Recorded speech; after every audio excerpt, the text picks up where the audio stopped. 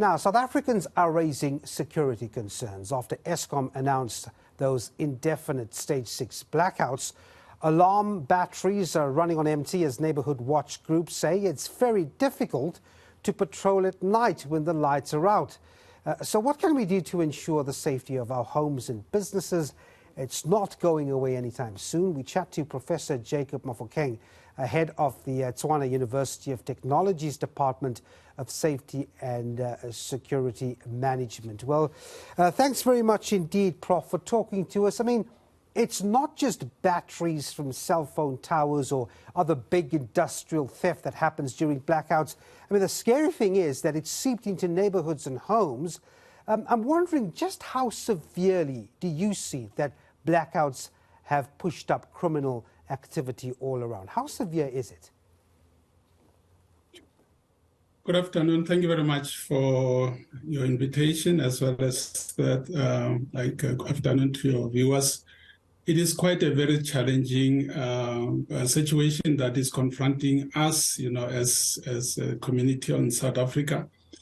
Both at home front as well as businesses, motorists, it is quite a dire situation that is really, if you look at the number of accidents because of load shedding, during the week, it will be around 5%, and over the weekend, because there will be a movement of people moving around, and because people are afraid, especially to drive through dark areas, especially in hijacking hotspots. That's where most of the accidents are happening.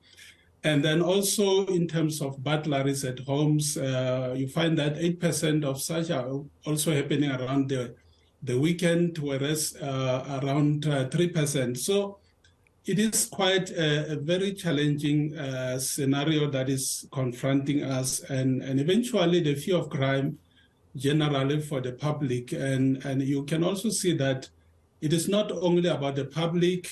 We don't talk about the perishable goods that one is incurring because the refrigerator is not working, but also you look at the service to the police that is offering to the members of the communities that normally, when the power is off, you find that also the generators for the South African Police Service are not functioning well. So those people that, they need to report vehicles, or the, systems that they need to check the movements of those reported vehicles that are stolen, they are unable to do that. And eventually, these vehicles find an easy way to move over the borders. So, and also the reaction of the South African Police Service to places where there is a call for help, because of a lack of infrastructure, the roads that, you can see around, whether it is in residential areas or national roads, these roads are not in a good conditions. So as such, it really creates a challenge in terms of reaction, whether it's emergency services or whether it's a South African Police Service. Yeah, I want to talk about, you mentioned some interesting stats there, and incidentally, in Insurer Dial Direct, I think some of those stats came from there. They recently said that they saw the risk, as you say, of burglaries climbing up to 8% during blackouts, especially over the weekends. Now, you mentioned the capacity of the police not being, even when the lights are on, we've got a challenge with the functioning of the police service. With that type of criminality, burglaries and so forth, increasing during blackouts, I'm wondering where the answer lies here. Can households really curb this? Well, it is only whatever that they can try to do. Crime is an opportunistic, incident that because of load shedding, criminals are moving around.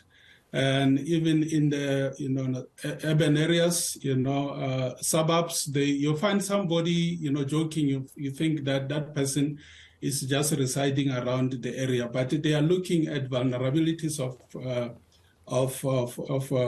people around, that particular area. You see people driving around.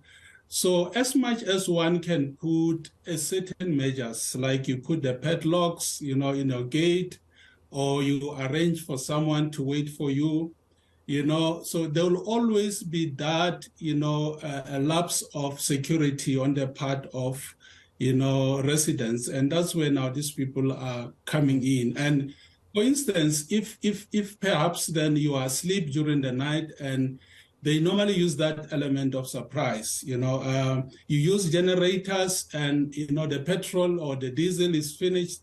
Because they have been profiling your behaviors, they might even attack you.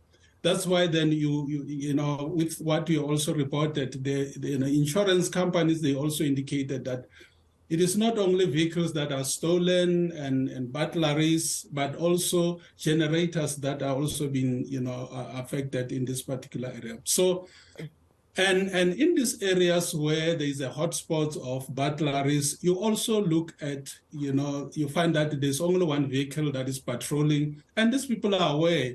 And because of also the issue of police corruption, the criminals also are aware of what their counterparts are telling them in terms of the movements and the challenges at the local community service center in terms of vehicles, the response. They also know that, even security companies, how long do they take, to respond to a particular incident of, either there's a system or there's a signal. Yeah. I want to come in there if I can. My apologies for cutting you off just because of time here. Very quickly, I mean, it's interesting you measure, you talk about the resources available. When we come to the more crippling industrial incidents of theft, I mean, City Power in Johannesburg reporting 17 instances of cable theft occurring in last week alone. Just very quickly as I wrap up, what do you make of the current capability and resources available to end this? Because as I said, even when the lights are on, it's a challenge.